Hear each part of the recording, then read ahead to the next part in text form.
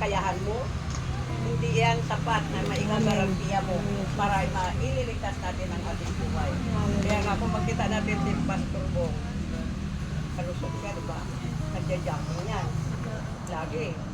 Pero sa hindi niya akalain, dumating pala sa kanya ang punto na siya'y kukunin na niyo.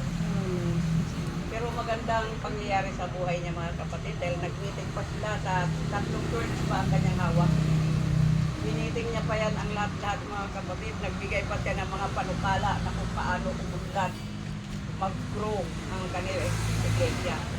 Maganda ang kanyang mga plano mga kapatid.